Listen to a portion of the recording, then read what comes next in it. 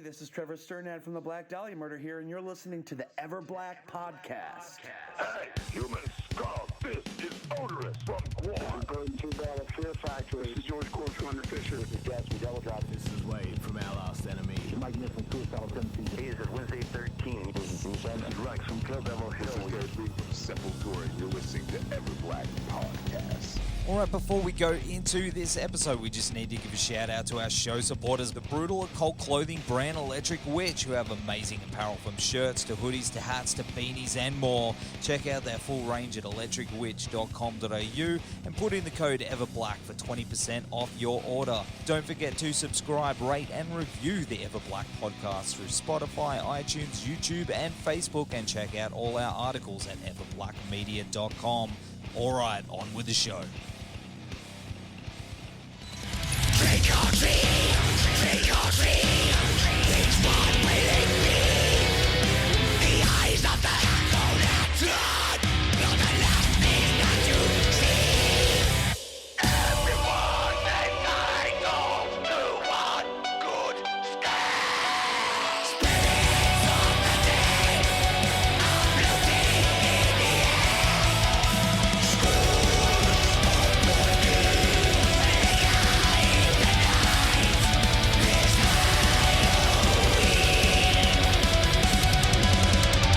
everyone will.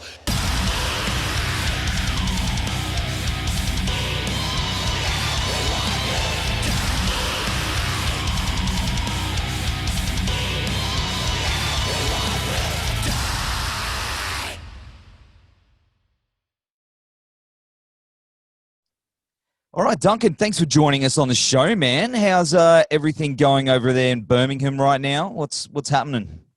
It's early on a Sunday morning over here, so there's not much happening whatsoever. But yeah, it's cool. The world's on pause, so I'm just taking advantage of that. Just to, well, as we'll talk about now, got a new Make Them Die Slowly record done. Yeah, man. We've got the first two done since March, so we've had a lot of opportunity to kind of get busy. Absolutely, because man, I loved Ferox, dude. Like that album's incredible, and this next one is shaping up to be amazing, dude. Like what I've heard, Bodycount Continues, and that's out on October 31st. How the hell did you do it? Like 2 albums in that short amount of time is unheard of. Well, the material musically, that was all kind of done. That was all taken shape before I got my hands on it, just to get all the lyrics and what have you down. But me and Mick from obviously Nathrakh, me and him had talked maybe a couple of years ago just about starting a project together. And when we kind of thought, what can the kind of overlying concept or whatever be, I just thought, well, it's got to be horror films, because that's something that I've been into for years and years and years. Yeah, I can see that. Exhibits You A, can probably see it here too. Yeah.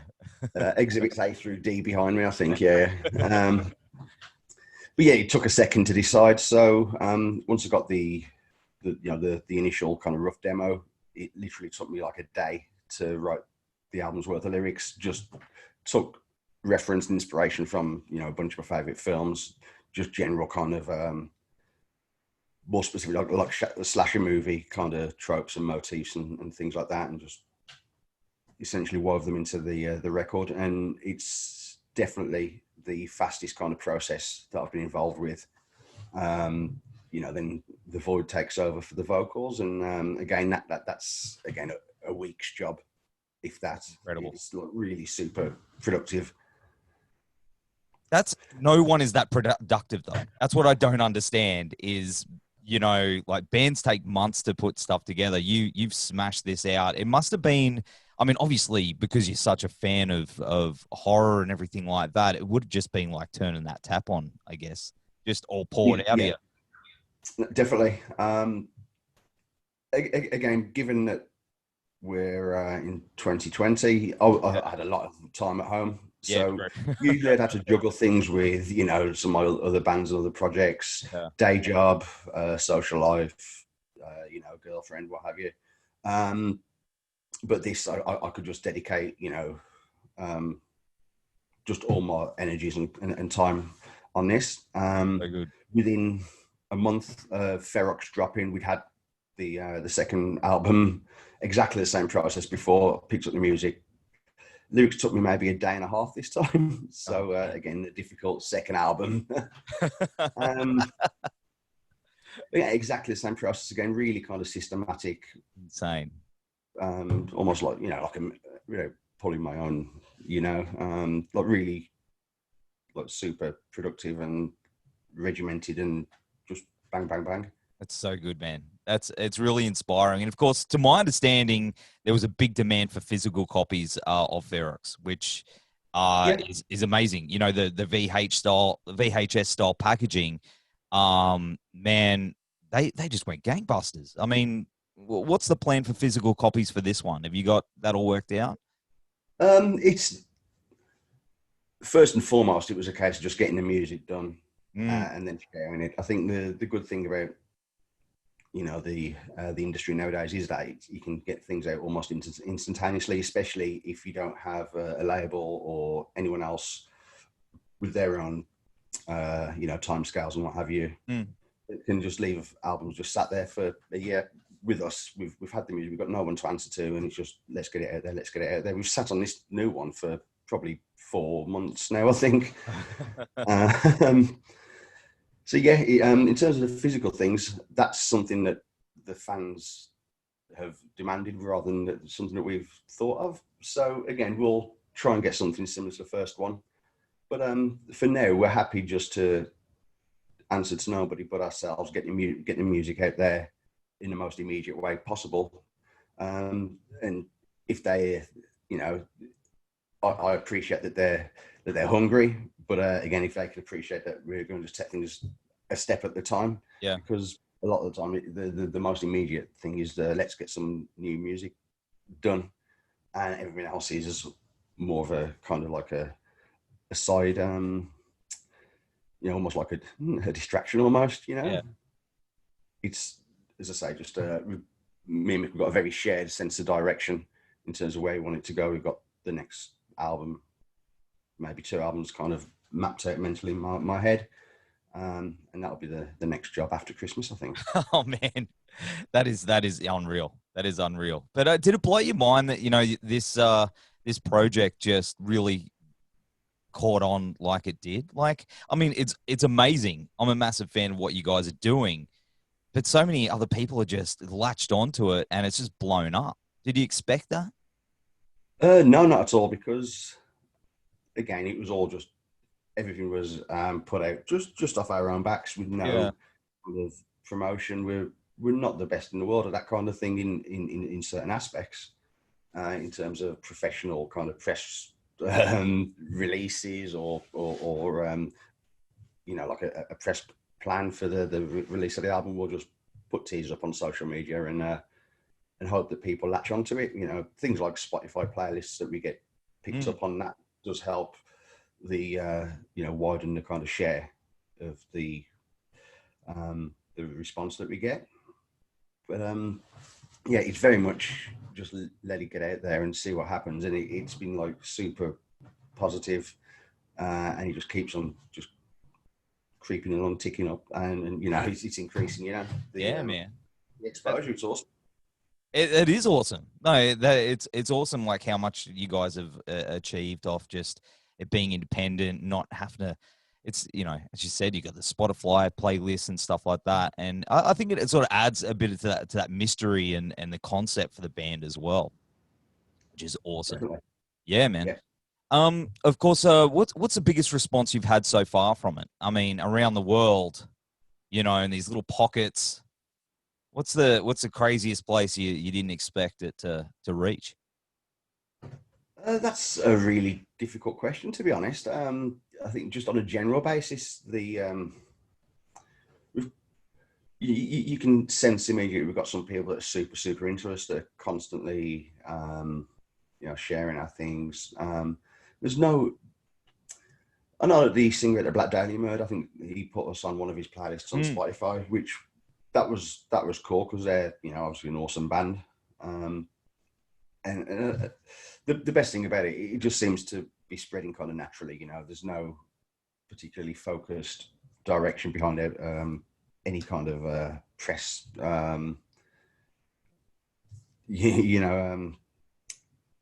It's okay. We've just put it out there, and it's a natural response, and that's awesome. You know, you couldn't ask for anything more, dude. No, That's awesome. Yeah, and the collector cards too. That is awesome.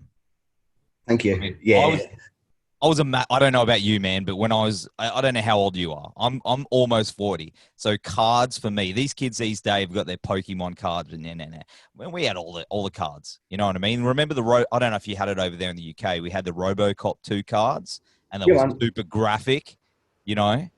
Like, yeah. I love that shit. Well, I've just turned 40, so we're pretty much on, within 6 months of each other, I'd imagine. But yeah, things like the Garbage Pail Kids were huge.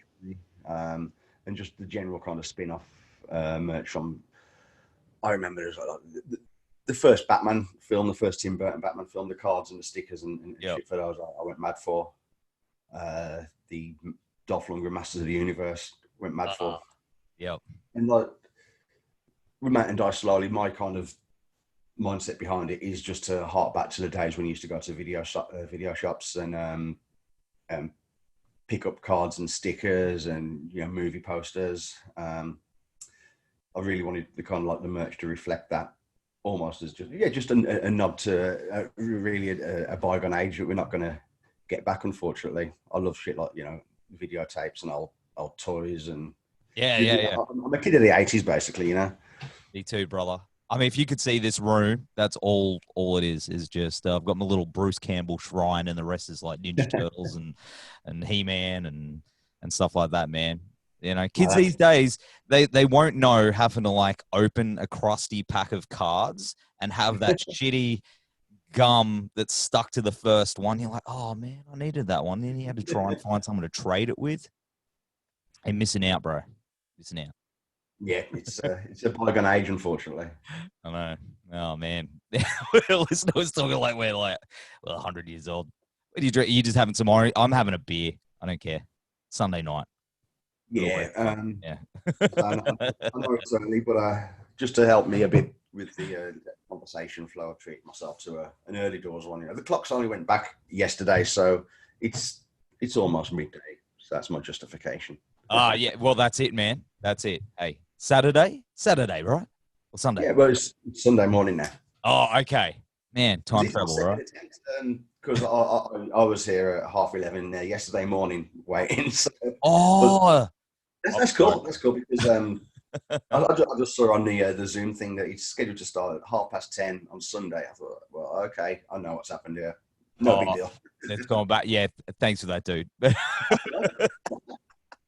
Well, of course, you mentioned before you're the lyrical mastermind behind the band and the concept with Mick from Anaal Nathrakh. How did you guys meet? I mean, you guys seem like you've been like buddies for years and years and years. You play in Anaal as well, of course. For the live shows, yeah. That's come up to 10 years now.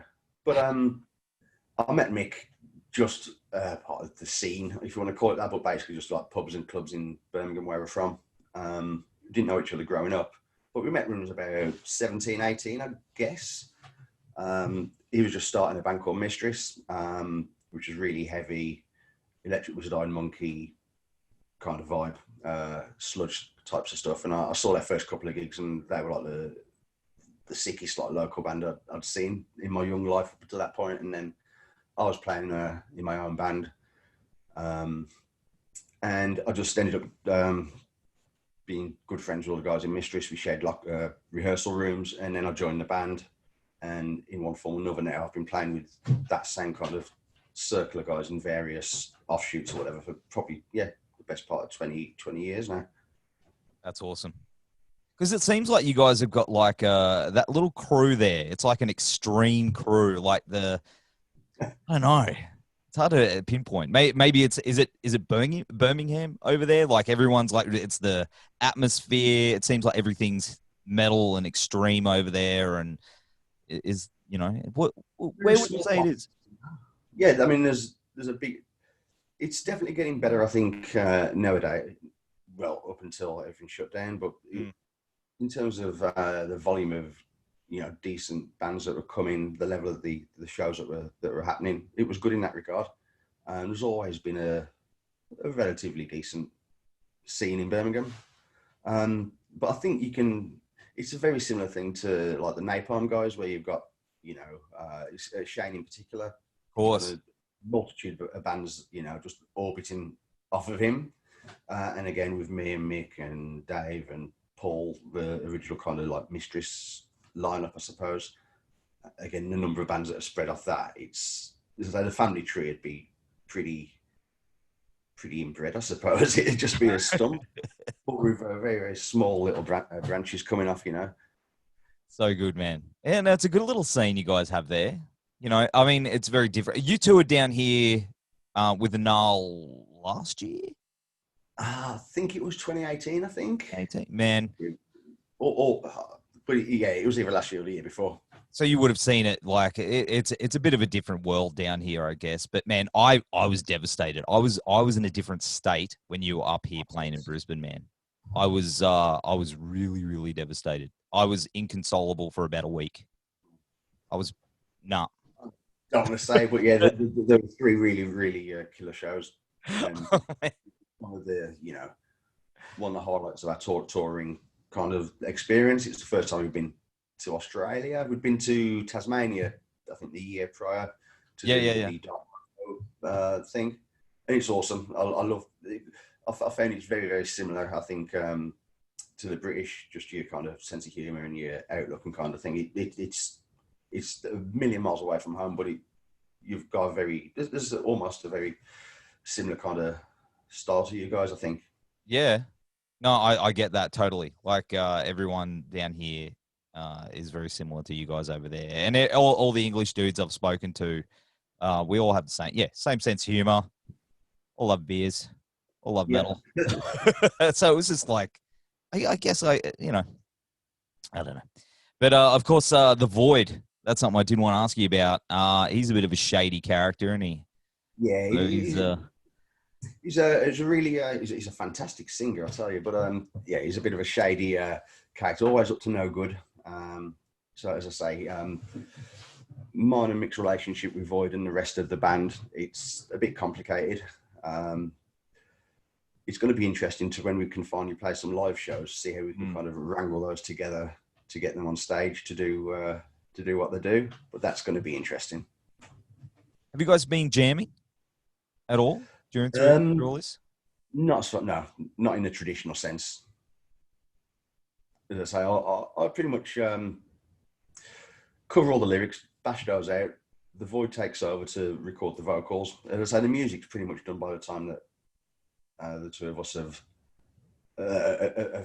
picked it up. But again, it's in a similar way to Anaal Nathrakh. There's, other than in rehearsals for shows, never any kind of band practice in a traditional sense, other than just a live show warm-ups, I suppose. That's awesome. Were you planning a tour before all this when you were cooking this up? Was it all on the go? No, it was all born during the lockdown, so we haven't had chance, I suppose, to experience us having material out while there's actually a live music scene to go and play shows in. Again, once everything gets back to normal, it's going to be pretty high up on our to-do list, shall we say, I guess the thing about it as well is you build up that fan base. Everyone's hanging, you know what I mean? Like, so when you do hit the road with it, it's going to be incredible. And I think there's going to be everyone's going to be wanting to get out to shows, like, and see live music. It's going to be just insane, dude. Both ways, the people that are there going to see the show and the people that are there to perform. It's going to be something special. I think once we can do what we did before, there's so much uncertainty with how everything's going to be once it gets, even the phrase going back to normal. We don't know what the normal's going to be, but as I say, we'll keep hoping, that something's sorted, sooner rather than later. I hope so, man. I hope so. Well, I mean, we're playing shows down here, but very small stuff. Yeah, yes, Like we're hanging for our next step to get, it's nuts, man. Our big thing down here at the moment is we're not allowed to have any more than like 50 people in a venue. No Okay. dancing. Big massive fines if you're caught like bobbing your head. But 30,000 people at a football stadium yeah, up in Brisbane. It's bonkers. It makes no sense. There seems to be a lack of like common sense and just like and again, this is a different. It's different places across the world, isn't it? As well. I mean, the UK response has been like, just farcical. There's no kind of like rhyme or reason to a lot of the decisions at all. But again, it's giving me the time, I suppose, to be at home to get this material out there. Yeah, man. So, there's silver linings with all the clouds, That's it. And get creative, man. I mean, that's the important part. And of course, we've spoken about the themes of the album is all, the horror movie themes. What's your go-to? What's your top three go-to horror movies that you grew up on? That number one, Bad Taste. Yep. From your neck of the woods. Yep. I could easily put Bad Taste, Brandon, and Meet the Feebles in the top three, but again, that Peter Jackson initial kind of trilogy that he did those are like timeless for me.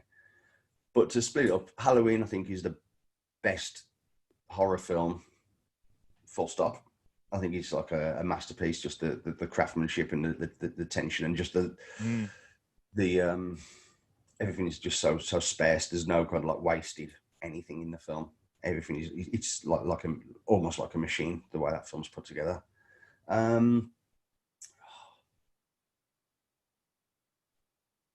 Three is difficult, as I say. Yeah, Halloween, Bad Taste, and probably Demons. I think Demons is another one from the. Yep. Oh yeah, of course, yeah. I remember when I was a kid. I remember my mum and dad had that video. They'd rented it from the video shop, and they just made a point saying, "Yeah, you're not going anywhere near that one." So it was already built up in my head, and it is just completely bonkers, over the top. Same track's awesome. So yeah, I think as of today, this is the current top three: Bad Taste, Halloween, Demons. Nice. See, that was me. I remember going to the corner shop. There's a video store, like small video store corner there, and it was the Evil Dead 2 cover for me when I was like really young, and I just used to look at it, man. The skull with the eyes, and and eventually, little did I know that would be mine.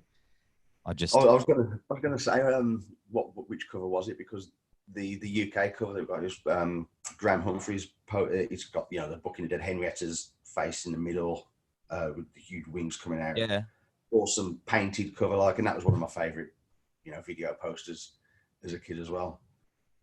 Albeit a completely different one to the one that you. Yeah. Do you collect? Like, obviously, you mentioned like VHS and stuff like that, and you collect a lot of that stuff. Do you collect international covers and stuff like that?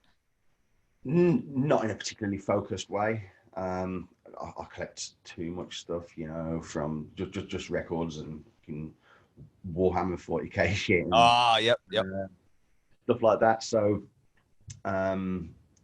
again, movie posters, VHS. It's a very scattershot thing. If there's something cool that I'll see, I'll pick it up. But it's something I'd love to do, but just space, time, and money. It's a difficult thing. I've got if I see a bargain, I've got like Blood Tracks, an old obscure 80s slasher on VHS for like a couple of £2 off eBay. If I see something like that, I'll pick it up. But there's not a focus other than I want to try and get all my favourites. I've got Demons, Bad Taste, and whatever. They're all on VHS, but I don't have a huge wall. I used to when it was the live format at the time, just before DVDs took over. Yeah.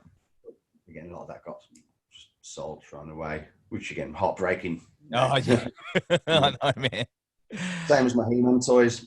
Oh, really? Man, I I got rid of everything and then slowly moved it back into my household through meats and the underground swap. As much as my wife doesn't like it, but hey, she understands. For me, Star Wars as a kid, that was Star Wars figures, the films. That was what I grew up on. Yeah. And my mum, she let me keep all my Star Wars stuff, but I remember she got into a car boot sale and it was all my He-Man stuff. I was like, I'm going to let you keep your Star Wars things, but you got to get rid of some of it. So I appreciate the psychology behind that, Mum. Yeah, fair enough. That's cool. But yeah, still got my Star Wars stuff. Oh, that's good. Are you into Mando? You been watching Mandalorian? Yeah, that's what next week the new one comes out. Yeah, man. More so than I suppose the last three Star Wars films. Right, One I love. And was it Force Awakens? I loved that. I think it's kind of lessened with time, but I think the last two just really shit the bed, if I'm honest. Yeah, I agree. The Mandalorian, it made me happy. I love the kind of like Saturday morning serial kind of aspect to it. There's a very, very loose storyline to the thing, but you can just pick up an episode and it's almost like a standalone story. Just, 1 week is going to go and keep the shit at some Jawas or something like that, I'm all about it, dude. I'm all about it. Well, of course, I mean, as we mentioned before, the new album drops on Halloween. Do you guys celebrate Halloween over there? Is that a big thing in the UK? No, not at all. Not in the sense that you see how it's celebrated in America in particular. But, I'll always try and have go to a Halloween party or something like that. It's an excuse to watch horror films, and there's usually a lot of fucking cheap tat in the shops everywhere that you can buy, something with a skull on. Yeah, the flash sheets. Yeah, something like that. But yeah, I do love the time of year. Because October's always been my birthday, and autumn's a pretty cool time. And again, when you got Halloween, it's an excuse to, not that I ever need an excuse, but just to stick on a few more films than you normally would, Oh, I agree. When's your birthday? 10th of October. Ah, so it's been. Oh, well, did you have a good one? Yeah, it was the 40th, so I'm still trying to finish the beers that everyone bought me for my 40th. That's awesome, dude. That's awesome. Of course, when this all settles down, we hopefully see you back in Australia. Is that something that you want to do, either with Null? Of course, what if both bands came down together? I'm down. Yeah, I'd need to be on like a fucking iron lung by the end of it, I think. But that would be cool. I mean, to be honest, I was hoping to come down. The plan was to be in Australia about this time now for my 40th. But oh man, But yeah, I love it down there. Australia and New Zealand. I've been there twice now, and I love it. So whether it's just as a tourist or hopefully as as a professional touring musician, yeah, I will be there. Yeah, we'll be down there sooner rather than later, I hope. Well, of course, I mean, the new Anaal album came out this year too.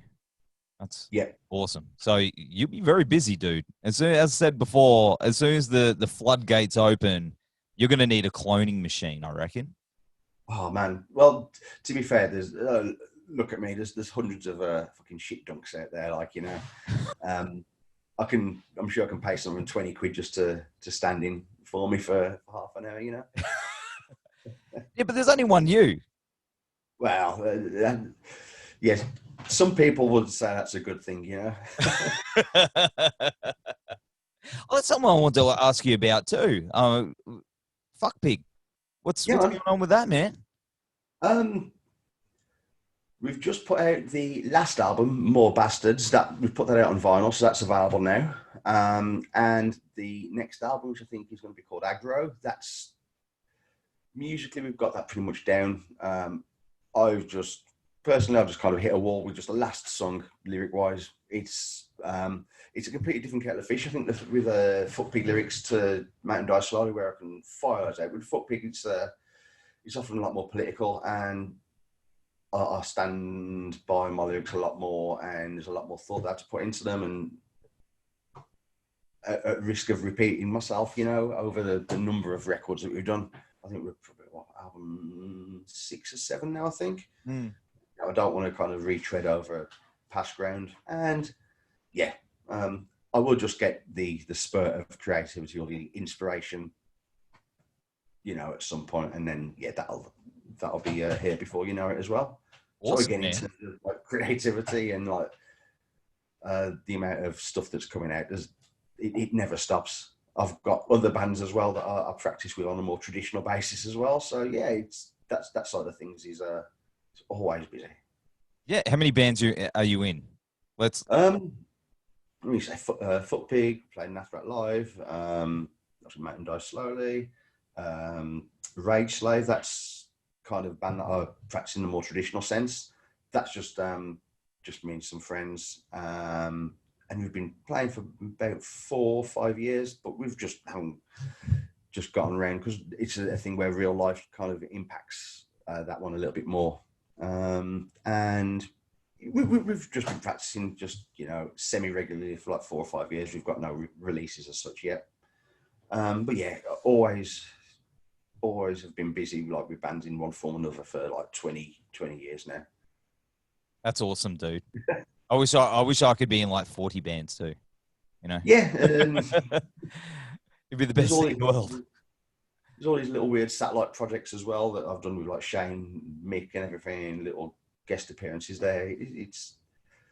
I do beat myself up sometimes that I'm not productive, but if I take a step back, I'm like, fucking well, just actually you can chill out a bit, man. Stick the PlayStation on, dickhead. Is that your studio? Is that where you record a lot of stuff? The studio is pretty much just my bedroom. I just kind of figured out a couple of things over the course of 2 albums, how to record things at home. So yeah, it's not a traditional studio in any sense. I've always kind of fancied doing podcasts.